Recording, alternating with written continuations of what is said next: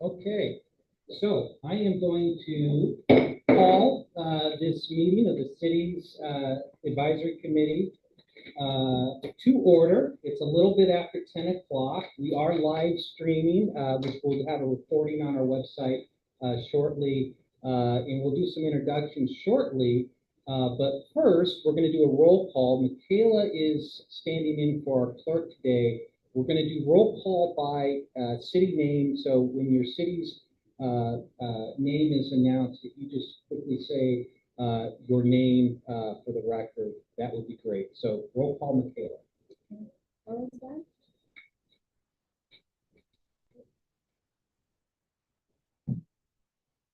Carlsbad, Chula Vista, Coronado, Tina Francis, city manager, Belmar, Elton Home, Encinitas, Lillian, Escondido, Chris McKinney. Imperial Beach, Tyler Fultz. La Mesa, Max Santos, Lemon Grove, Eddie Romero, National City, Martin Luther. Oceanside, Callaway, Wendy Captain, San Diego, San Marcos, Janelle Laughlin, Santee, sorry, Michael Point. Solana Beach, Vista,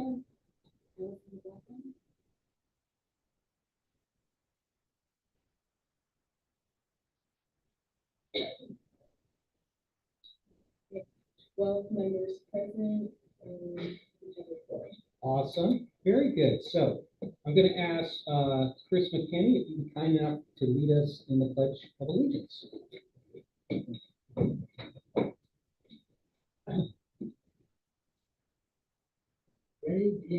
I pledge allegiance to the flag of the United States of America and to the republic for which it stands, one nation, under God, indivisible, with liberty and justice for all.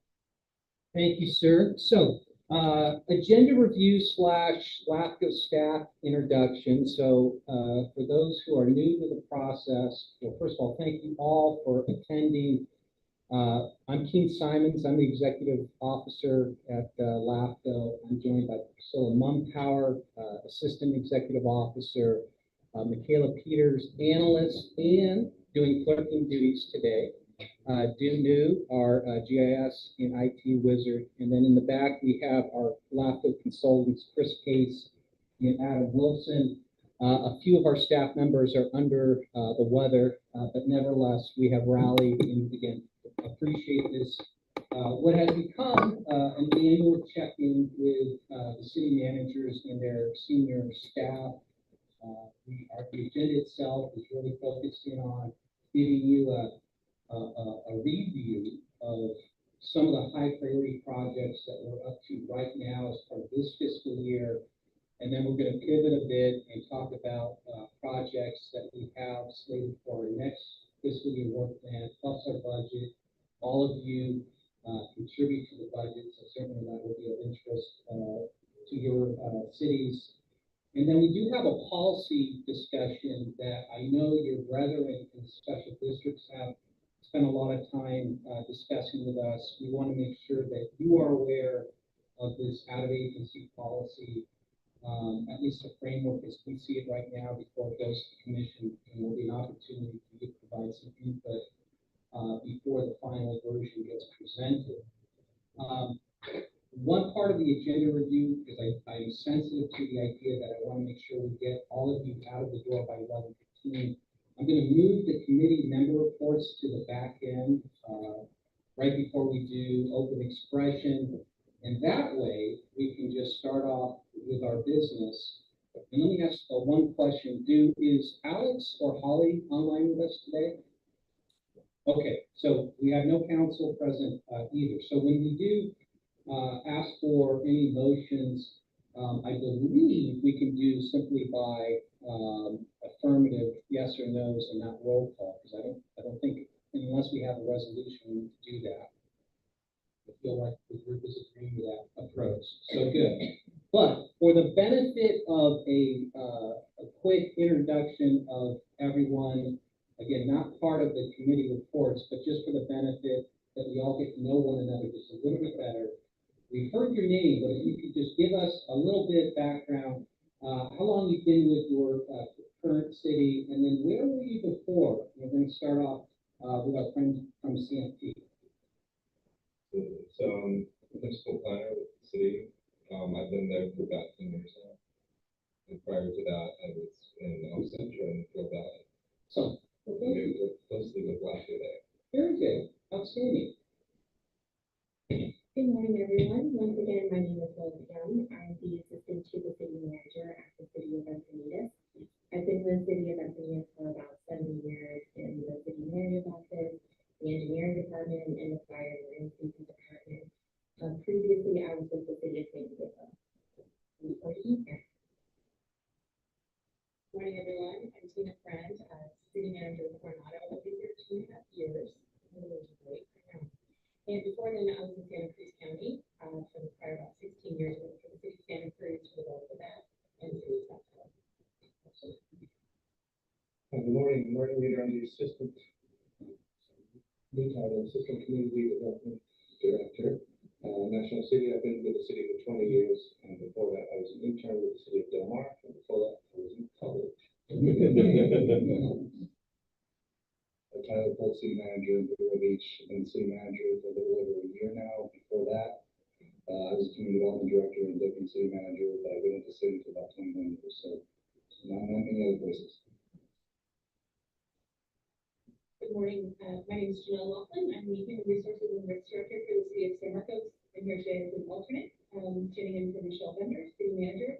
I've been with the city of San Marcos for 10 years this year, and before that, I was in the private sector. Good morning, I'm Allison McLaughlin. I've been with the city of Vista for about 3 months. I'm an alternate for John Conley, the city manager. Before that, I was with the city of Carlsbad. I'm a senior engineer for the sewer division. Good morning. My name is Chris McKinney. I'm a deputy city manager for the city of Escondido. I've been with Escondido about 12 years now. Most of that time, I was the utilities director. I became deputy city manager about 4 years ago. Prior to that, I worked for the city of San Diego in what was then their wastewater department. It eventually was merged with water to become their public utilities department. I'm Lydia Romero with the city of Lemon Grove. I've been the city manager there for 8 years. I was 800 for those 8 years. And prior to that, I worked for the city of San Marcos for about 7 years. But I made my way down from Marin County, which I spent close to 9 years working for the city of San Marcos and closely with our local partners up there as well. Santos, and I'm the director of community development with the city of Mesa. Prior to that, I was the chief of management for the county of San Diego, and prior to that, I was at the city of Chula Vista in a variety of roles. Almost 20 years. Right, Tiffany Allen, assistant city manager for Chula Vista. You confirm when I did with because I've been with the city for 22 years. We started as interns. Very good. I'm Wendy Kasterman. I'm the assistant city manager for the city of LA. Our executive assistant reminded me today is my 8-year anniversary with the city. Very good. Prior to that, I worked for the city of San Marcos. I worked with Lydia, and I was actually on hiring panel for Janelle, and then we're here. Happy to be here. Thank you all for that. Awesome. So we're going to move now into the business items. The first item you're going to see in your packet are the minutes from our last meeting, just about this time last year. Keep in mind, some of you may not have been here for the meeting, but as a representative of the agency, certainly feel free to take action on this, given I think we've done a good job with summary minutes, and the video itself has been posted online. So I would look for a motion to approve as presented. I motion that we approve the minutes as presented by staff. Thank you. In a second? Awesome. All those in favor say aye. Aye. Any opposed? Awesome. So that was a 13-0 vote in favor. Great. So now we have an informational report that Michaela will quickly cover for you. It's part of a leftover from the prior fiscal year, but it was a topic of interest among our commissioners and is a relevant topic for some of you, like Chula Vista, who are right now working on a property tax process as we speak.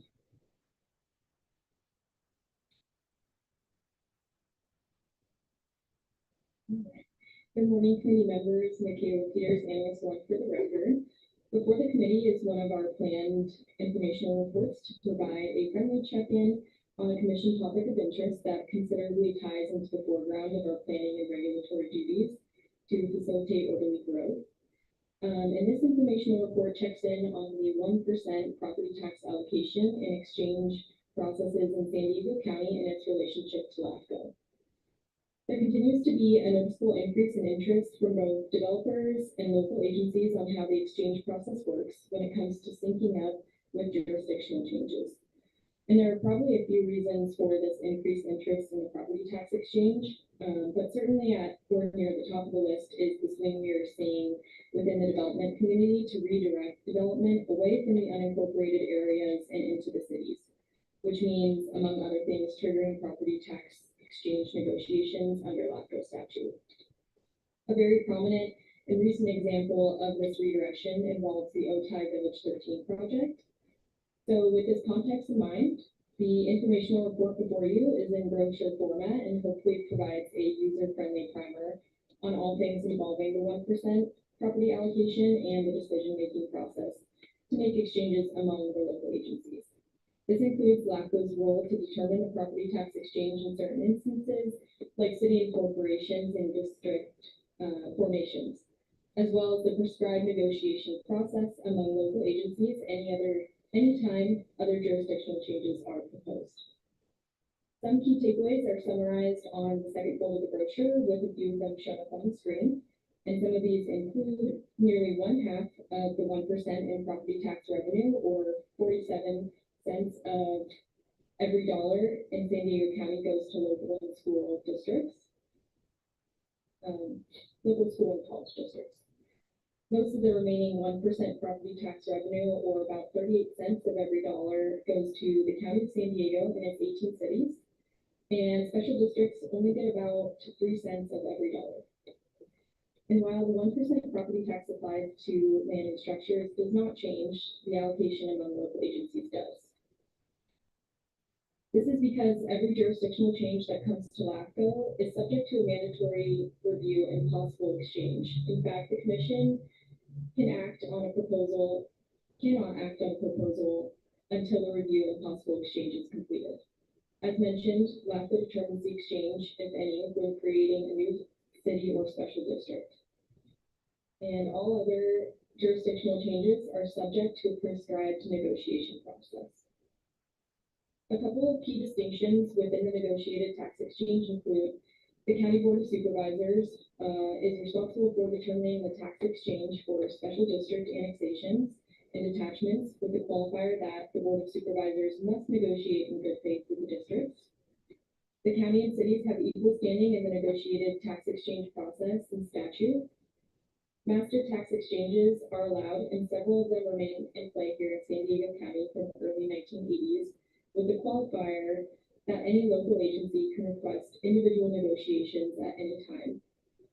These master tax exchanges apply to most of the cities and provide anywhere between 34% to 53% of the county's take of the 1% to annexing cities. And however, and at least under current statute, the negotiated tax exchange process does not include a hard stop. If agreements are not reached through the 7-step process, they can simply restart until resolution. With that, I will stop my presentation here and invite you to go further into details on any items of interest. Awesome. Thank you, Michaela. So again, this is for information. As Michaela mentioned, we're certainly having more discussions with developers who are interested in pivoting their development projects and understanding the spheres and the process annex into all of your jurisdictional boundaries. And so the fact that you have these tax agreements from the early 80s is becoming more relevant, and in some cases, perhaps an opportunity to revisit those master agreements. Staff likes the master agreements, so we're certainly not advocating that they go away and that every annexation that your city may come forward with gets subject to this individual process. But what we are suggesting as you digest this item is take a look at your master agreement with the county. We certainly have copies. And it may be good proactive work to kind of see where you can maybe address things that in 1983 just weren't on your city's radar. Because a tax agreement does not have to be narrowed simply to the exchange of property tax. It can address ancillary topics as well. So, as Michaela volunteered, if you have any questions or thoughts, this would be great. Otherwise, we'd be happy to follow up directly offline as well. So, any questions, comments? Chris? I have a quick question. You just mentioned that these master tax agreements can cover ancillary topics as well. Do you have any examples of those? Well, certainly. In my time in Napa County, the tax agreements took on, especially when dealing with non-residential development, an exchange of sales, an exchange of development fees. And so you can have a master tax agreement that has kind of provisions for just not residential, but commercial, retail, public use, if code enforcement is going to be an issue. So the only specific anchor is that you have a tax agreement, but on the property tax, but there is no prohibition in the practice in other parts is to address other things of interest.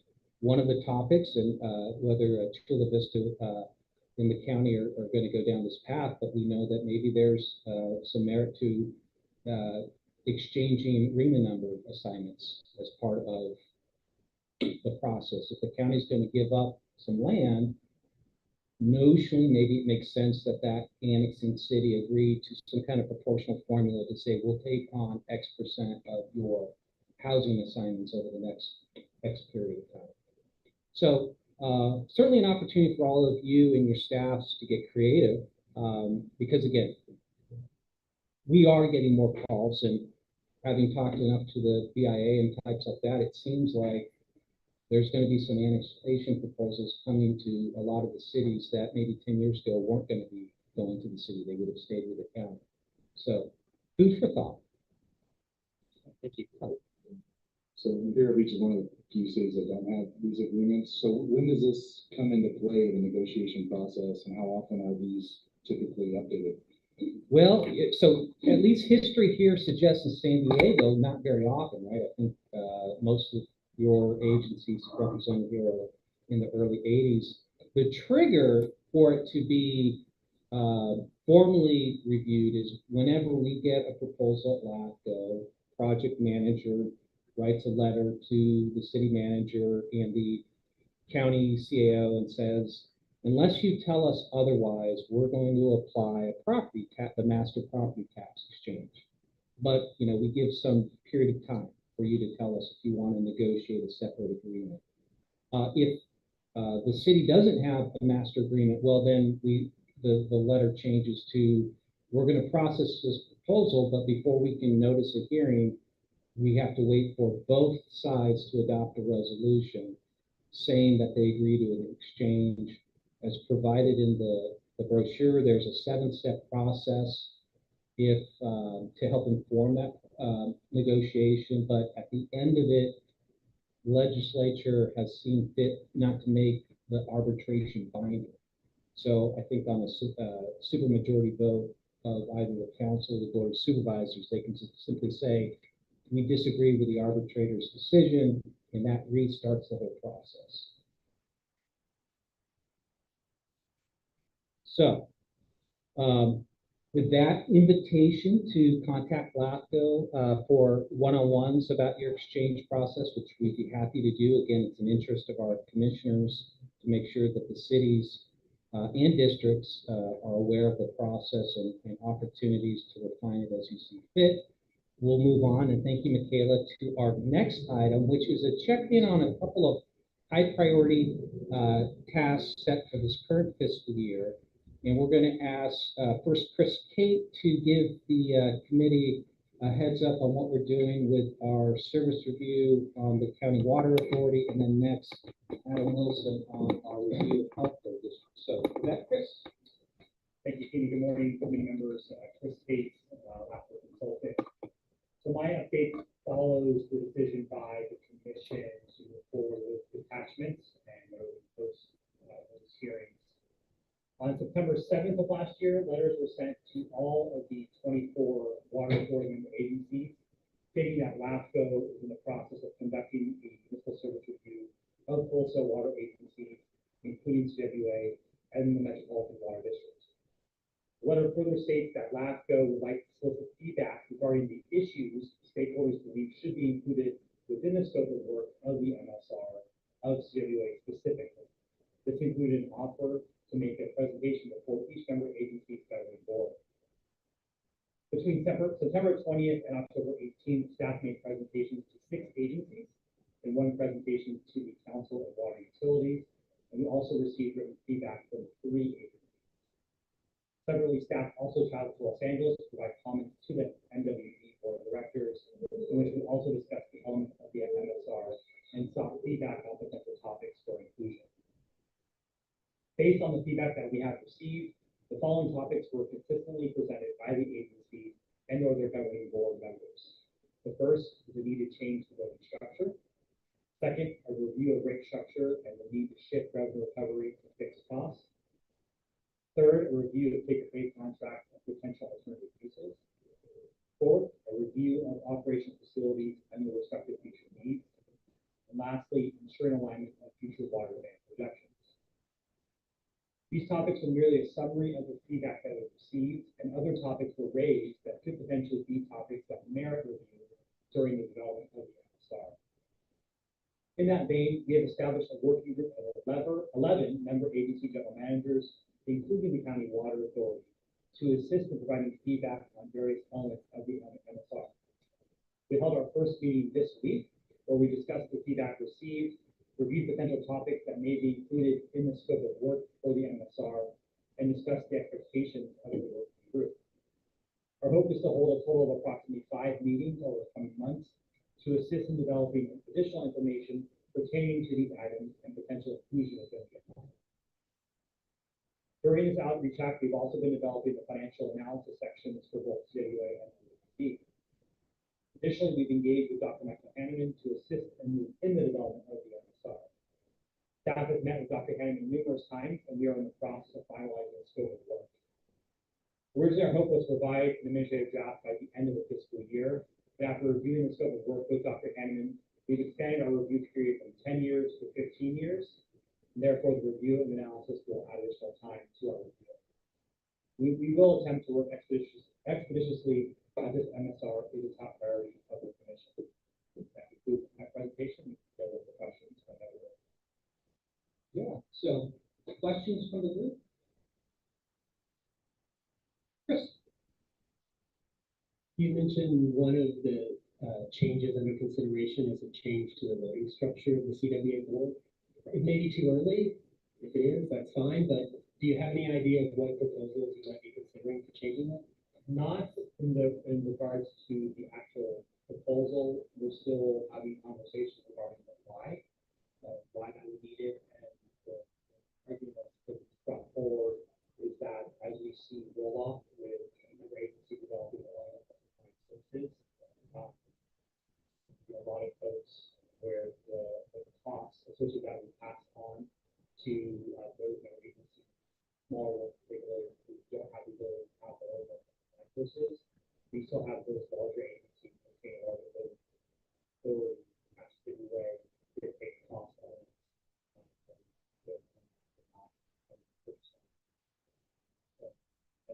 Why it all as to the how process that we need to do that. We have not. I know that's been a discussion point that was raised by survey number 8 the last workshop that we just had.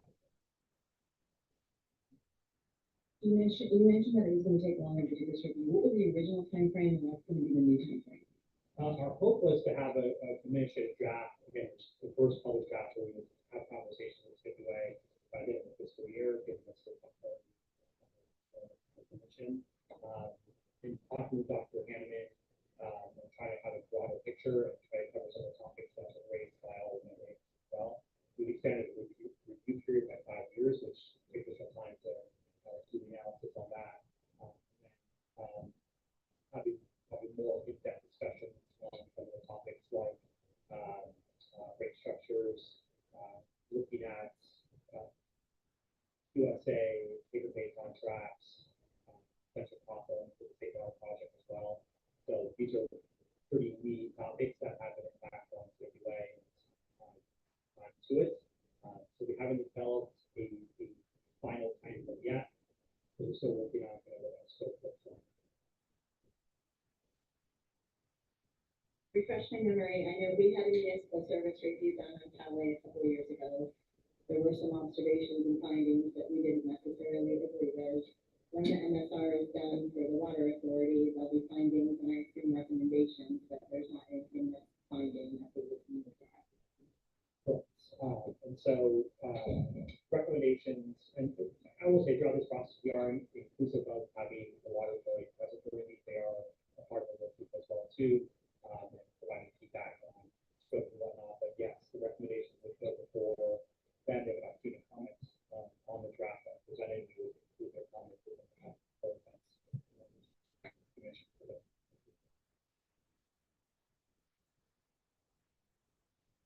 Awesome. And again, Chris is also available offline. The agency digest the presentation as a follow-up question. So with that, thank you, Chris. Let's transition to what is proving to be quite a lift, almost with people looking at the water authority, and that's our healthcare districts. Thank you, team. Good morning, everybody. For the record, Adam Wilson, an outside consultant, same LAFCO and task to healthcare municipal review of all the healthcare districts in San Diego County, which are, if you're not familiar with, Fallbrook, Pike City, Palomar, and Rosemont. As King and Chris mentioned, there's 2 high priority projects that our commission initiated mid last year. This is the second one of them. Our initial work involved LAFCO staff with the data collection and financial budget information from all 4 districts, and that's developing the framework to the MSR. We also conducted some preliminary outreach and education. We met with each individual CEO on their own and once collectively as a group. Our focus to this process, as Chris mentioned with the CWA, is to be as inclusive as possible. We really want this to be a ground-up approach. We also attended all 4 districts board meetings to notify them of our efforts and to receive any initial feedback or concerns or questions that they may have.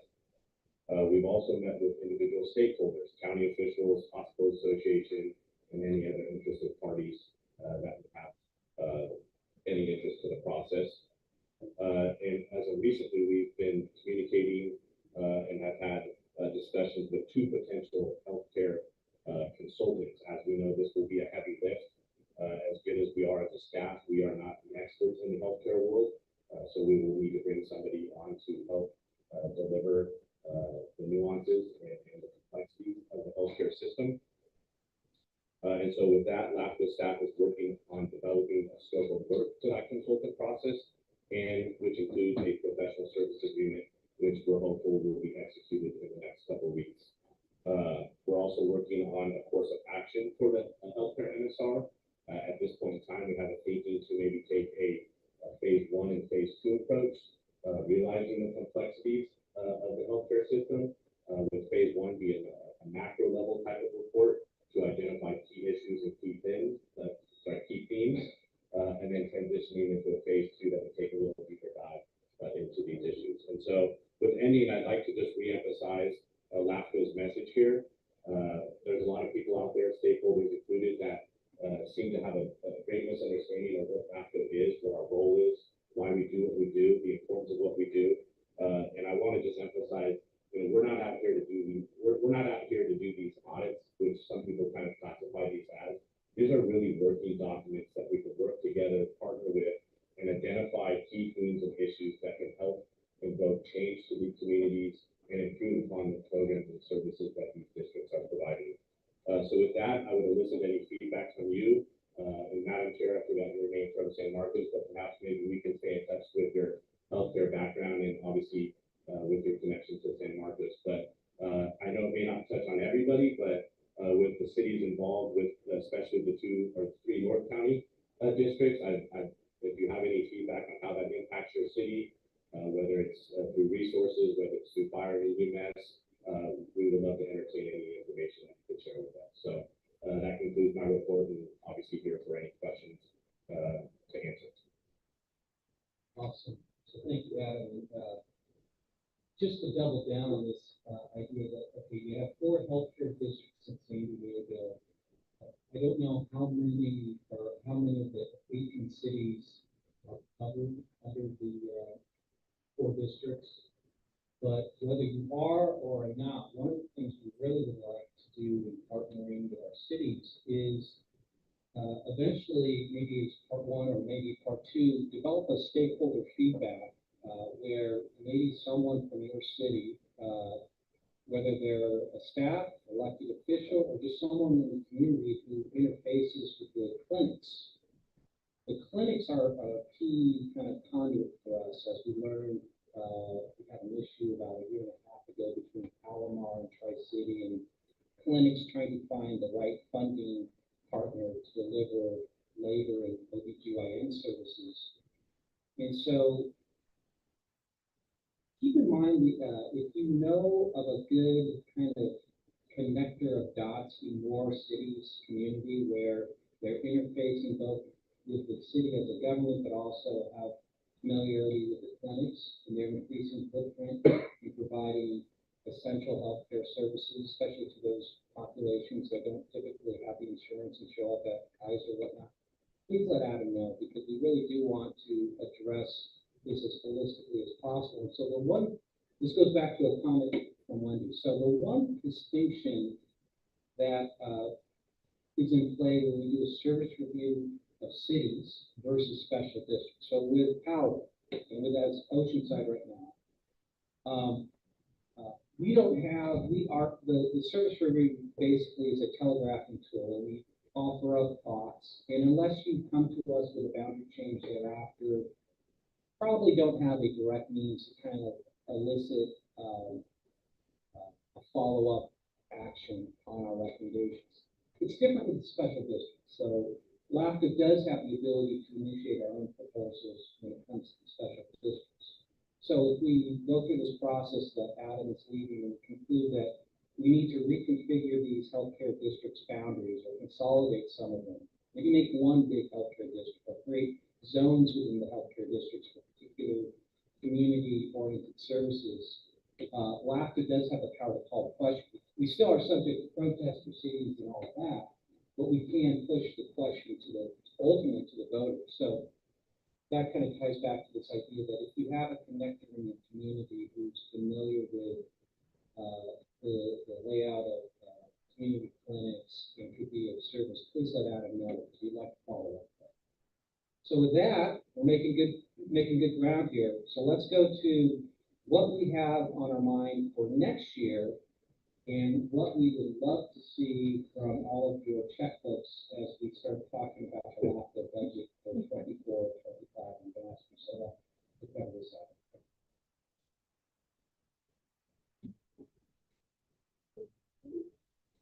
Good morning, committee members, Patrolman Powers, and Executive Officer for State of LAFCO. So for the committee is the second step that is required under statute after we have first gone to our commission to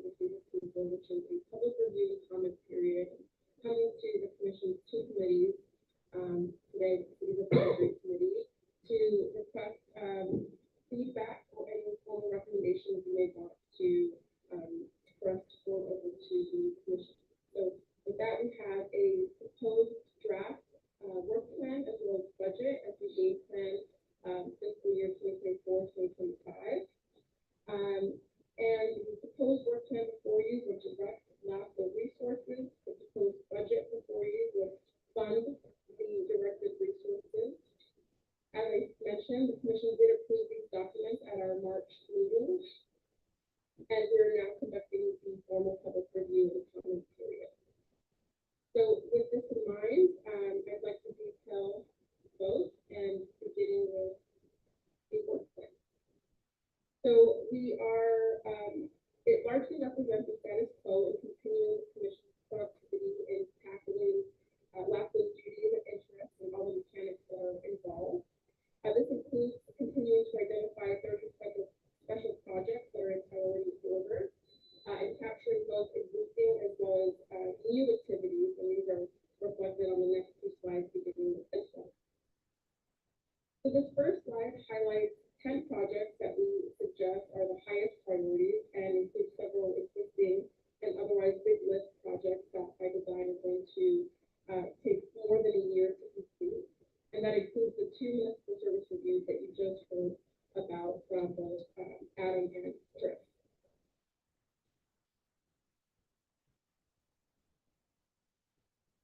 So this next slide, here we go, captures our other 20 projects that are in medium and lower priorities. And this is where you'll see some of those newer projects make their debut. So this includes a new municipal service review on Sandag and its housing and transportation functions, as well as putting on there an informational report where we focus in on government homeless services within Neal County and potential alternatives and merits and demerits therein. And so with the invite to go into further detail, I'd now like to move over to the proposed budget. So again, largely a status quo with the exception of a couple of targeted enhancements. So these collectively contribute to the bottom line operating expense at LAFCO increasing by 6.3%. And so let's zoom in on this. Specifically, the 6.3% increase means LAFCO would go from about a $2.3 million operating expense to a $2.4 million operating expense. So what does that additional $1,000K in funding provide the commission? So a couple of things, and in particular summarized on this slide. First and foremost, it would absorb the inflationary changes for LAFCO's baseline operations, which includes a 2.8% pre-approved cost of living adjustment for all of our employees.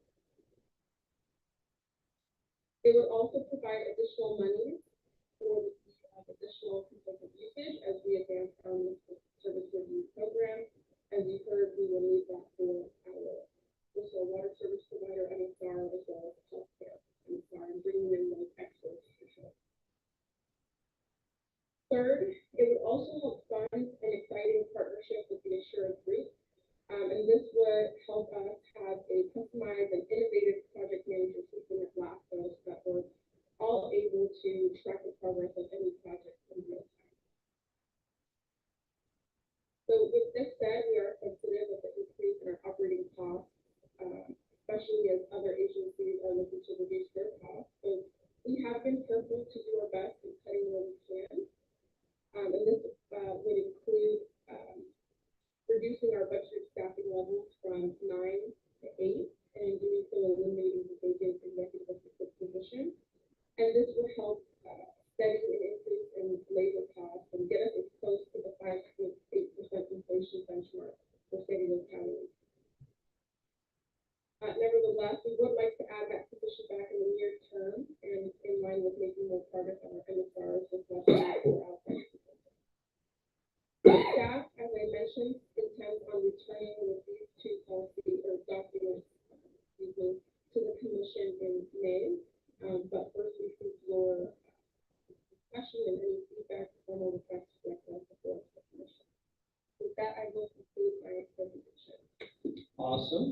Priscilla, and just to double down, both kind of a status quo theme on the work plan, continuing, a lot of the projects are already underway, but adding a few in the mid priority range that, if we have time, in 24, 25, we'll get to, but more likely, like the MSR on Sandy, or like the governance review of homeless services, that all tie into the LAFCO mission. Those are probably going to be more prominent when you come back here in 25, 26.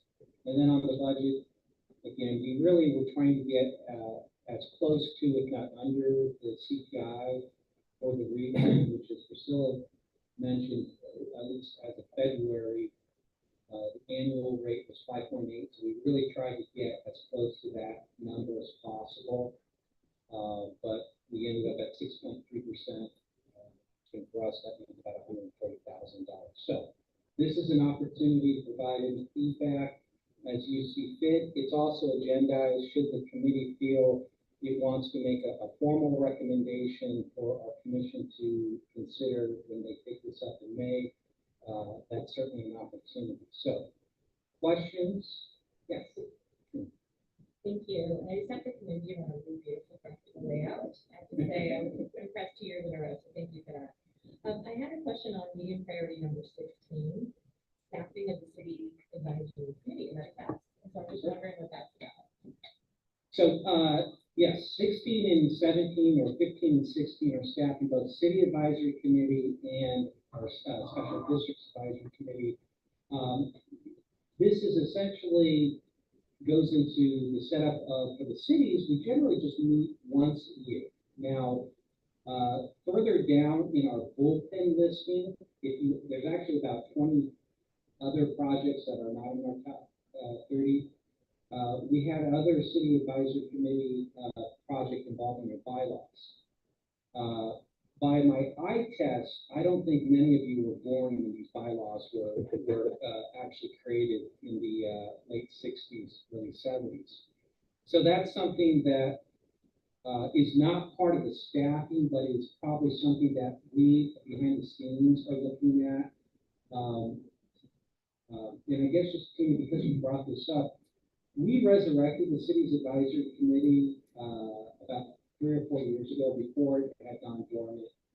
And, you know, Lydia and Chris and a few others have been with us since we resurrected it. But having it on the list is the commission's direction to us, and it came from the commission. They said, why are we meeting with the district general managers but not the city managers? So we said, okay, well, we can add it to our to-do list.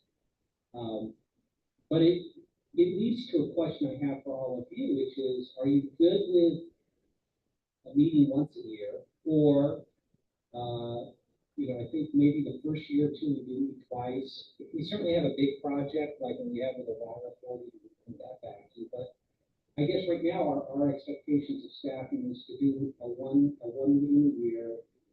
Certainly engage the city members regionally. Like right now we have an issue with the Port of San Diego, so we are separately following up with National City San Diego, Chula Vista, and Coronado members specifically on that topic. So that's part of the list, if you will, with the city's advisory committee. But I kind of go off the Tina's question to ask all of you: is this, you know, a good level of service, meeting once a year, that check in? Would you like to see more? Or, you know hurt feelings. If you say to us, hey, LAFCO, we're busy bees, you know, meeting once a year is somewhat of a hard lift on our end, maybe go to every 2 years. You know, let's say the group. And I'll start with Tina, because you raised the question in my mind. Sure. I would say, I mean, it's nice to get together. I think it's important. I think an annual frequency is tough because like our membership will be variable. Like let's take that one to our peer who's available. So we're shifting. I'm only going next second meeting, and I think I can eventually agree. At the same time, I think that really the fun question is what's our purpose and how do we meet that purpose? And you know, today's agenda is a lot of information items. You know, I actually had a couple of comments on this. We've already printed. So, you know, I thought that it was more of a feedback opportunity. So I think I want us to really think about how can we contribute in those things rather than just familiarity and staying abreast generally there's more we want to do maybe earlier in the process in an advisory capacity, and I think we absolutely. Well said. Thoughts and observations? Howard? Yeah, I don't know about a regular routine, I'm finding it more often, but I see the item number 15 here, report on homeless services. I know each city's gonna have a lot of thoughts and comments on it, and, trying to understand how that, what is a result of that. So some of these items that relate to all our different cities that can happen more, so that we can try and affect some type of positive change. And that's a great heads up to us, that the homeless project would merit an earlier check-in to get the feedback in an advisory role before, we get print on something. So that's very helpful. That's my view. I bet everybody agrees on that. Yes. Yes. I have to support what Tina and Claire said. I think it's very important. It's very specific issues that really touch us, and homeless is one. I think it would be a good way to do frequent check-ins. And if we stay on an annual basis or even a semi-annual basis, if we could have the date in advance, that would be very helpful. I know I originally thought I had another commitment. That commitment went away, so I was able to attend this meeting. But it's really good to help plan calendars out. Quite frankly, my first quarter of my calendar was planned out by November. So, especially for city managers, we have to take that into consideration. And we also have the care and feeding of our policymakers that we have to make time for. So that takes precedence. One thing on the Sandag MSR, are you guys going to check in with the cities on that? Because I know that there's a contingent of small cities that are probably going to be very local on the municipal service review of Sandag. Yeah. And related to housing and transportation. And so, and just like Tyler's comment on homeless, that's a great signal to us to do an approach to the cities, perhaps in this advisory committee, informally, as we start talking about a scope of work. And in all transparency, this is a project that really has come from our dais, not staff.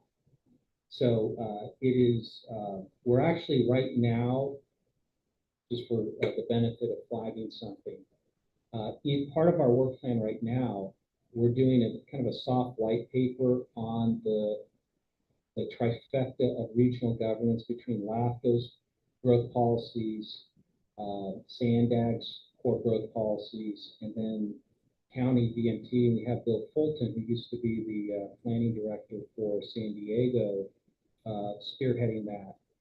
And we have just enough crumbs from that, which he told our commissioners, in particular our two county supervisors who are active on that, Mr. Anderson and Mr. Desmond, hey, they wanted to go in further. That context said, adding Sandag and the homeless to perhaps some kind of special advisory committee meeting would be good on our end. And then maybe we'll do a silent poll individually with all of you to get an idea of, the format of that meeting. And part of this is, is meeting at the county on a particular day easier on sometimes than not? Like our special districts meet on Friday.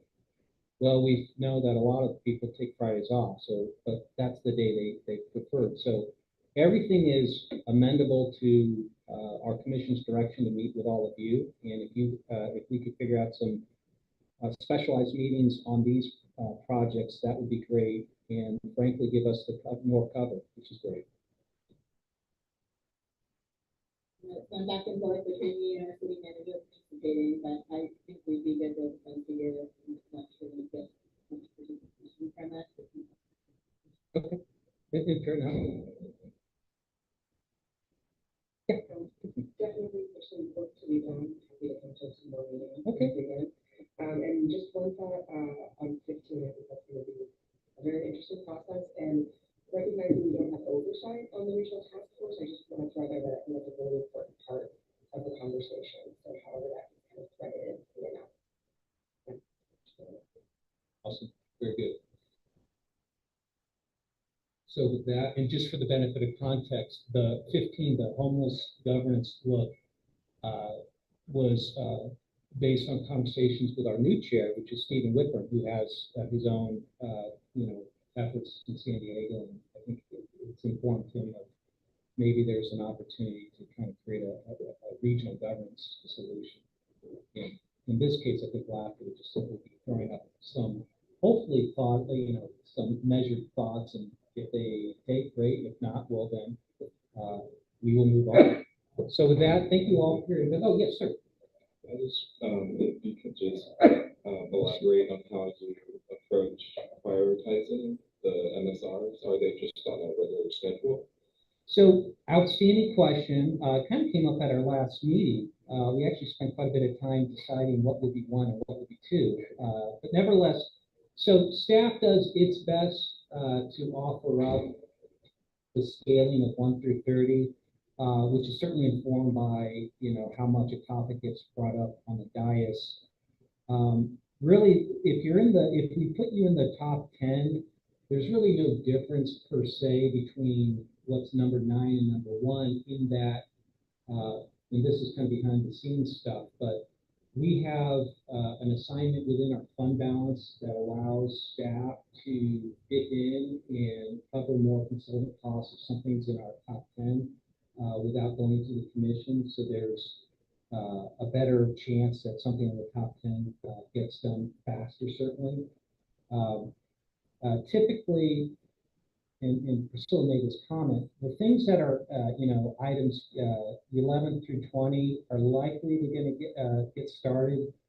If you're in the 20 to 30 range, we're basically just telegraphing that ahead, like, hey, if we have time, we'll get there. So that's a little bit about how the prioritization works, but the commission does sign off on it, and they do, based on the conversation at the last meeting, do take up, individual ranking as a form of, hey, if it's a tie, work on this. Yeah, Chris. Just a comment. I completely agree with the previous comments about the homelessness and Sandag studies. Escondido, I think, would be happy to participate in special meetings to cover those two topics. Sean may not be happy with me for saying that. My penalty may be that I'm the one who gets to cover those meetings rather than him, but we'd be happy to participate in those if you call a special meeting for those. Awesome. Thank you. I would just echo the city manager to provide much further advance notice. That way, our city manager can participate. Absolutely, and that's something that we will work on. In fact, we'll probably send something out soon about maybe holding on times.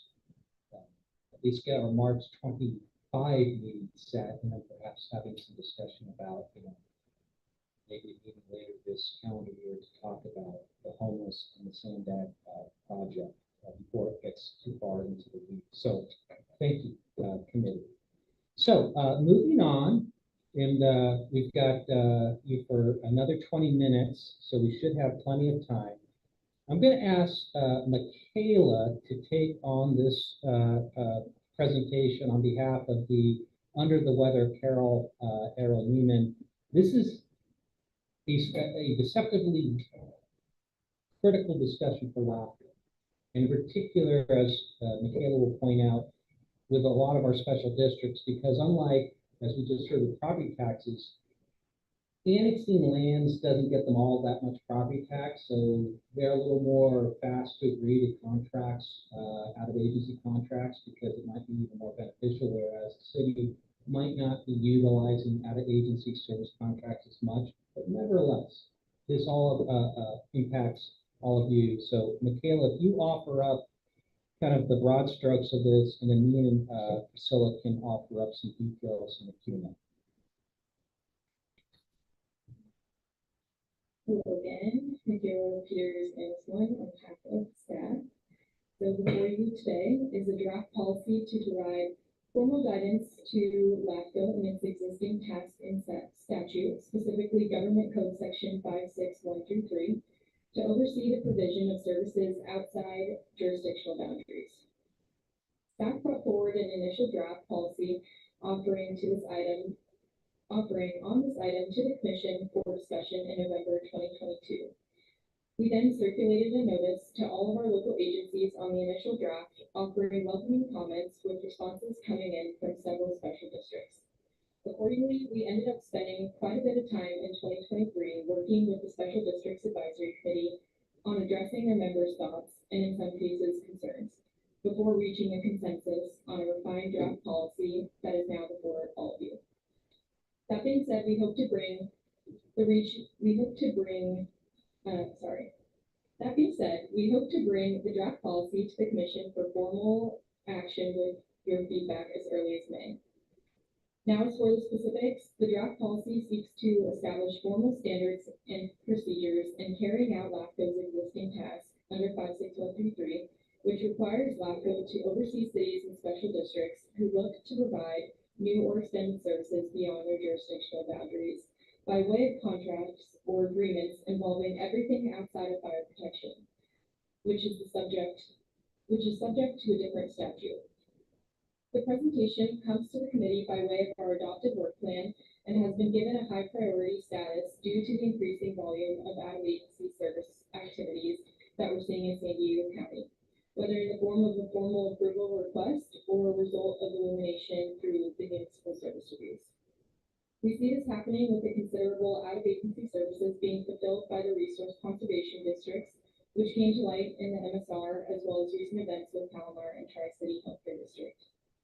Since the initial introduction of the draft policy, staff has amended the draft 4 times, with the one before you today being the 5th and most recent version of the policy. The current draft policy incorporates the feedback staff received from our commission at our last October 23 meeting, as well as the revisions requested by a consortium of district general managers led by Brian Olney with Keogh's Water District, in addition to the feedback received from the Special Districts Ad Hoc Committee at our last 2 meetings in September and December of 2023. As for the draft policy, it largely sets out to reflect and refine existing practices at LAFCO that have been evolving for some time, and is headlined by the following key provisions as shown up on screen that have remained unchanged. The draft policy makes explicit the Commission's policy preference is to take up out-of-agency service requests on an exception basis when otherwise merited services expansions cannot be accommodated through preferred annexations.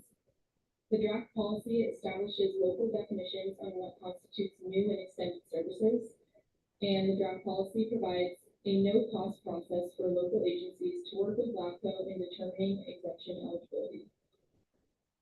With respect to changes, the following items on the final slide highlight some of the key provisions to the draft policy since the initial 2 drafts were presented to the Commission and Special Districts Committee, reflecting their collective feedback, which notably include reinstating an earlier policy statement that LAFCO determines exemption eligibility, expanding local exemptions in which the Commission would say formal LAFCO approvals are not needed, and include all of the activities as outlined on page 3 and 4 of the report, and bifurcating the existing delegation to the EO by saying only emergency water and wastewater out-of-agency requests can be administratively approved.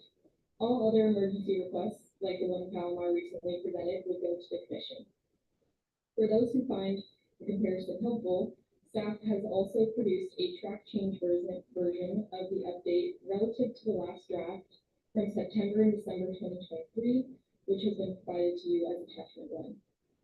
And to conclude, I would like to remind you the updated draft policy is being presented to the committee for discussion and feedback, but with the opportunity to provide formal recommendations to the Commission.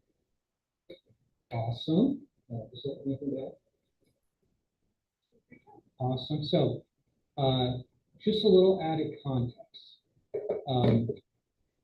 Administering this particular section of law has become a real thorn here in San Diego. And it started with Coronado, not him, but before that, suing LAFCO in Imperial Beach several years back on this topic and LAFCO's decision-making tree when it comes to an agency wanting to provide services by contract outside its boundary. And that process where Coronado said, hey, LAFCO, you need to weigh in on Imperial Beach expanding sewer capacity or something of that nature.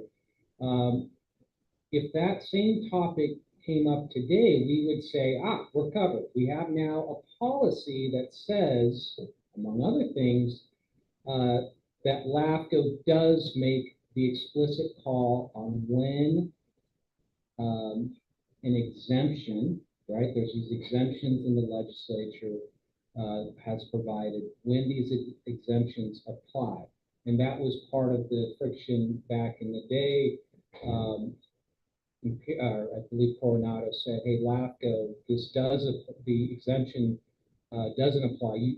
Imperial needs to get formal approval. Well, here, we're at least putting on paper the process so everyone understands at least the policy intention of how we navigate this process. And then Michaela offered up a few other examples where the resource conservation districts were providing outside services beyond their boundaries without telling anyone, and in the boundaries of other RCDs. This policy would clearly tell them that they should now have, in going forward, check in with LAFCO to get a formal approval. More recently, staff exercised what we thought our discretion was in allowing Palomar to provide contract OBGYN services into Tri-City. A number of commissioners did not like that, so now this policy punts those kind of approvals up to the commission. So what we're doing is trying to put our practices, our best practices as we see them, into writing so that at least everyone understands the process and there are clear rules of engagement. Again, I don't know to what extent the cities are going to be affected by us being more clear and perhaps more proactive in getting involved in agency services. I do know that we have spent quite a bit of time working with our special districts on carving out local exemptions, right? So the state has their handful of exemptions that they think should apply. If you take a look at page 35 of your packet, you'll see in the agenda report where we outline a number of local exemptions that still LAFCO staff would say, yes, you're fine, you don't need approval for a formal approval. And we are hoping that this would capture most of the things that you would find yourselves interested in. But just to name a few for the record, we're proposing that we establish local exemptions that involve monetary exchanges involving or not involving monetary exchanges, involving all the following: advisory and automatic services, temporary access to potable water and or wastewater services. So for example, if City X is doing a routine maintenance and they have to shut down pipelines and they have to get water or send wastewater through another agency system, we're saying up front, okay, that's not an outside service that requires a formal approval from LAFCO.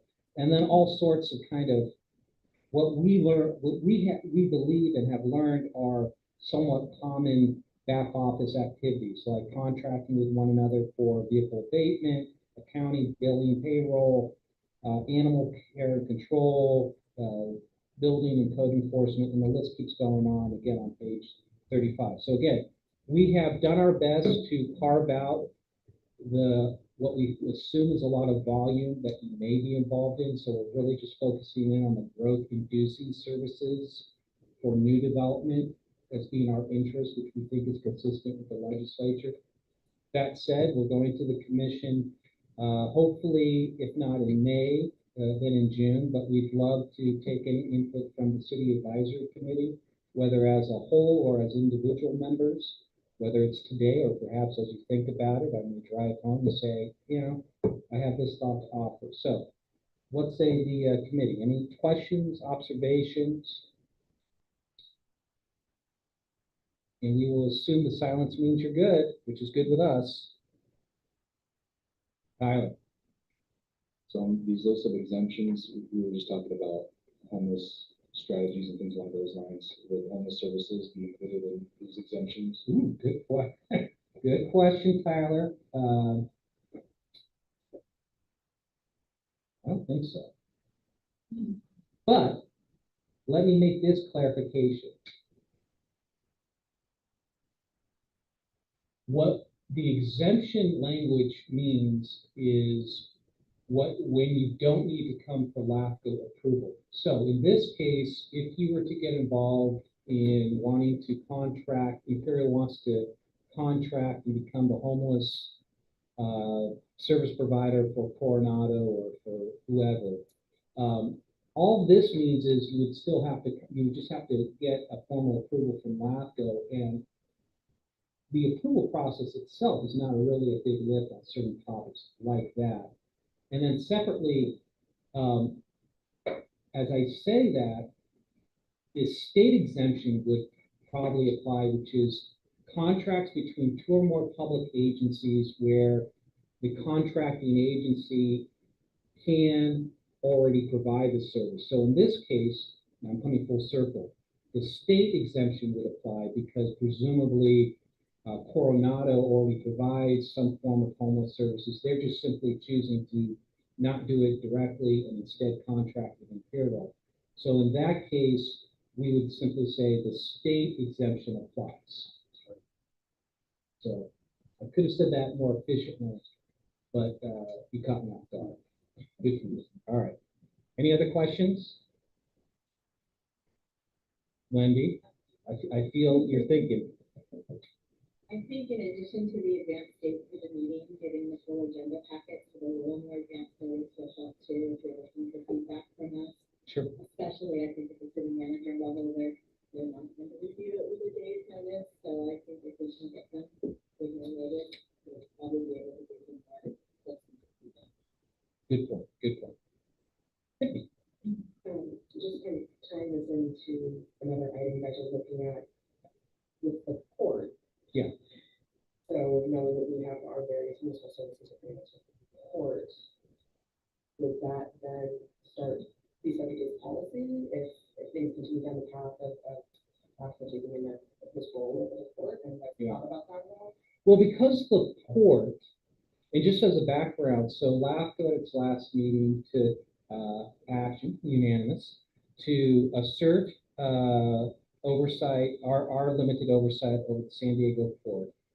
The port itself has a boundary that encompasses all 5 cities. So long as their contracts are within their boundaries, with Chula Vista, National City, whoever, there's no 56133 issue.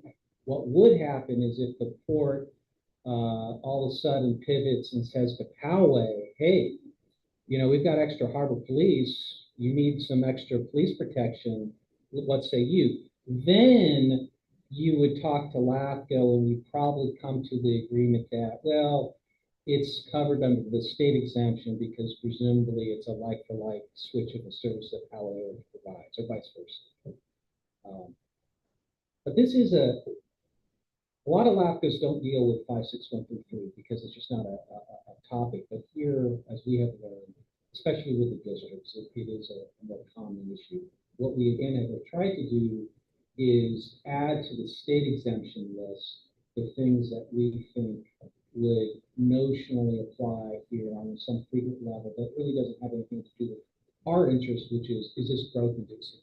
Well, if it's growth inducing, it should be subject to a full commission discussion. Not to say we wouldn't say yes, but at least it gets some knowledge to a degree.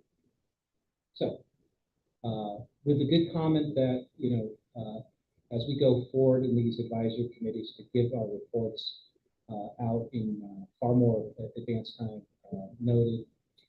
Any other comments? Otherwise, I think we've covered the bulk of our presentation. Let's now quickly No executive officer report on my end. Before we get to any committee reports, let me just check in on open expression. I don't have any requests to speak, but are there any comments online, Michaela, emails or otherwise? Okay, so committee report, if there was any announcements from any of our members here that you'd like to get on the record, this would be the opportunity. I'll just scan the dais. Don't see any. So with that, and with the promise that we will certainly set a meeting in advance for March of 25, thank you for your attendance today. Very much appreciated. Your feedback is very helpful, in particular now knowing, okay, let's get the homeless and the Sandag MSR and informational report to this group for some substantive feedback before anything gets set in stone. I will call this meeting adjourned at 11:12, and thank you.